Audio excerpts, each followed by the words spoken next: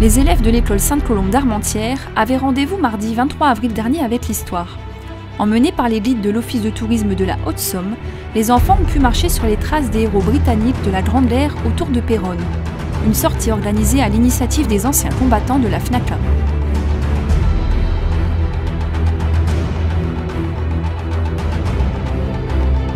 On a fait ce matin 3 sites, les 3 sites majeurs qu'on fait avec des scolaires qui sont vraiment les 3 sites les plus parlants. Donc le premier, la Boisselle, c'est le cratère de mine, la technique de sable de mine qui va être utilisée pour déclencher la bataille de la Somme le 1er juillet. Cette technique qui consiste à creuser donc une galerie entre 2 positions ennemies, au fond de laquelle on dépose de l'explosif pour détruire la première ligne ennemie. Tout moment, tout pouvait exploser, et c'est ce qui est vraiment arrivé ici le 1er juillet 1916. Il y a eu plusieurs explosions de sable de mine dans le secteur, puisqu'on a eu aussi sur Beaumont-Hamel, là où on va aller après.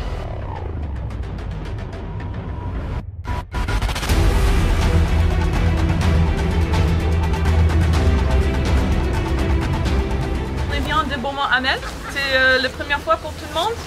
Oui. D'accord.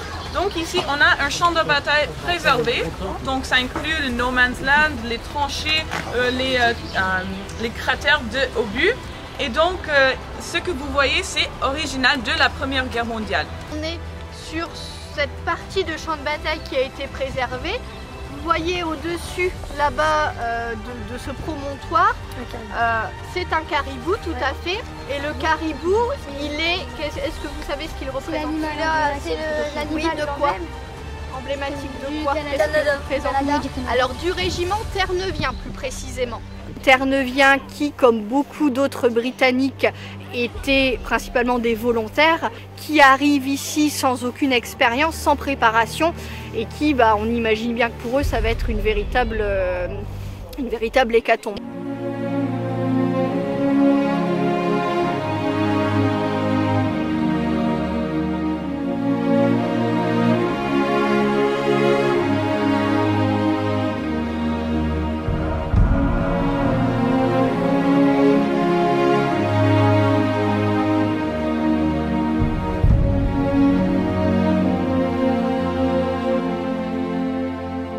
On imagine l'enfer de ces soldats terre-neuviens, et encore une fois ces soldats qui n'étaient pas du tout préparés au combat, des hommes très jeunes. On sait que le plus jeune soldat britannique avait 13 ans. Vous imaginez? J'ai retenu que la guerre, il y avait plusieurs pays qui sont combattus. Il y avait la France et l'Amérique, et qu'il y avait beaucoup de ravages, surtout sur les tranchées aux Allemands. Qu'il y avait énormément de morts, qu'il y avait 300 pas retrouvés qui étaient enterrés encore sous la terre. Aussi que la vie était vraiment très dure dans les tranchées, que ça sentait mauvais et que c'était vraiment horrible. Il faut penser qu'on est sur un champ de bataille, qu'il y en a qui sont morts ici, qui se sont battus, donc voilà. Si ils ne l'avaient pas fait pour nous, et la situation ne serait pas pareille que là, on serait plus là, du coup c'est pour ça qu'il faut bien s'en retenir. Ça nous apprend des choses et ça nous apprend ce qui s'est passé avant que nous on naisse. Bravo et merci de nous avoir défendus pour la guerre.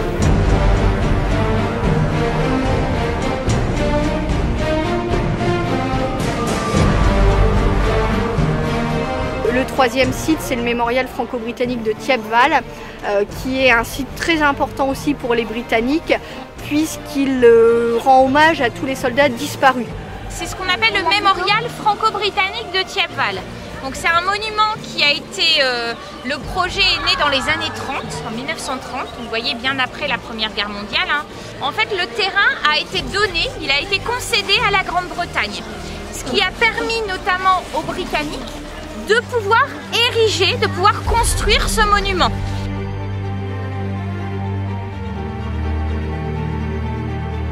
Plus de 70 000 noms de soldats britanniques disparus qui sont gravés sur le monument.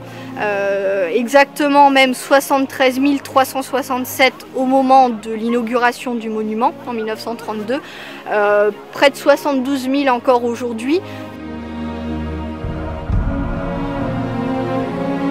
Ça a toujours fait partie de nos occupations, de nos projets, de faire conserver aux jeunes générations le souvenir et le devoir vis-à-vis des anciens combattants, vis-à-vis de ceux qui sont morts, pour que l'on puisse enfin vivre en liberté. Alors on essaye de continuer, et je pense que les élèves aujourd'hui, comme ceux qu'on avait amenés précédemment, vont être contents de leur journée, surtout avec leur institutrice et puis les guides qui sont là, qui sont très compétents.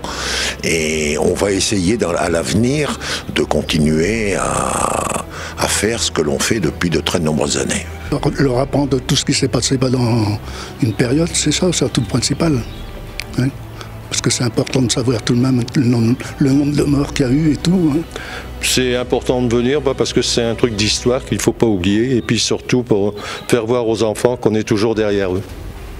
Depuis un moment, les jeunes se remettent un peu, veulent savoir des explications de ce qui s'est passé avant. Comme moi j'ai fait le service militaire, j'étais pas engagé, donc on a donné quand même de sa personne pour la guerre d'Algérie, donc on essaye de faire comprendre aux jeunes ce que c'est que la guerre, que ça devrait essayer de l'éviter au maximum. On a toujours été marqués, puis on a eu aussi des membres de notre famille qui avaient participé à la Première Guerre mondiale. On a eu des oncles, on a eu des grands-oncles, on a eu des cousins. Alors tout ça, ça nous avait plus ou moins marqués. Et c'est pour ça que on essaye de conserver le devoir de mémoire.